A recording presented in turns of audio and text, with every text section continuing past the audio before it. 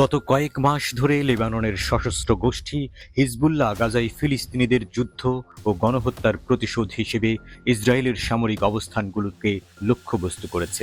Israel সেনাবাহিনীর মুখপাত্র Daniel Hagari স্বীকার করেছেন, হিজবুল্লাহ গত ৭ অক্টোবর থেকে অধিকৃত ফিলিস্তিন অঞ্চলে ৫,০০০-এরও বেশি রকেট এবং ক্ষেপণাস্ত্র নিক্ষেপ করেছে।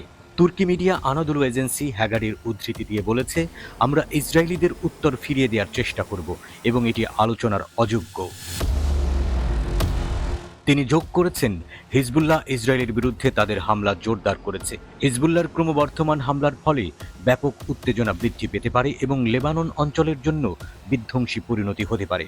এদিকে গাজায় ফিলিস্তিনি প্রতিরোধ গোষ্ঠীর সাথে সংঘর্ষ এবং হিজবুল্লাহর সাথে গত ২৪ ঘন্টায় আন্তঃসীমান্ত সংঘর্ষে আরও ৭ জন ইসরায়েলি সেনা আহত হয়েছে। ইসরায়েলি সেনাবাহিনী তাদের বিবৃতিতে সেনারা কোথায় আহত হয়েছিল তা নির্দিষ্ট করেনি। ইসরায়েলের সামরিক পরিসংখ্যান অনুসারে গত বছরের ৭ অক্টোবর থেকে কমপক্ষে ৬৬২ সেনা নিহত হয়েছে। ২৭ অক্টোবর গাজার বিরুদ্ধে ইসরায়েলের স্থল অভিযান শুরুর পর ৩৩১ জন নিহত হয়েছে। পার্স টুডের প্রতিবেদনে বলা হয়েছে, গাজায় ইসরায়েলি হামলা শুরুর পর থেকে সময় যত গড়াচ্ছে, ফিলিস্তিনি প্রতিরোধ সংগ্রামীদের মোকাবেলায় দখলদারদের অক্ষমতা ততই স্পষ্ট হয়ে উঠছে। ইসরায়েলের একজন উচ্চপদস্থ সেনা কর্মকর্তা তাদের বাহিনীর দুর্বলতার কথা স্বীকার করে বলেছেন, আমাদের সেনারা ছাদে, জানালার কাছে এবং বাড়ির ভেতরে শুটিং গ্রাউন্ডের হাঁসের মতো চলাচল করে।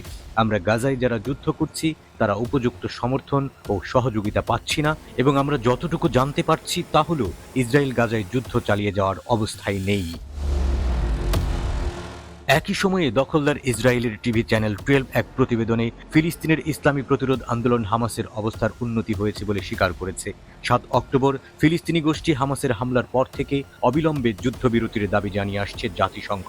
নিরাপত্তা পরিষদের প্রস্তাব সত্ত্বেও ইসরায়েল গাজায় তার ক্রমাগত নৃশংস আক্রমণ চালিয়ে যাচ্ছে এবং আন্তর্জাতিক নিন্দার সম্মুখীন হয়েছে।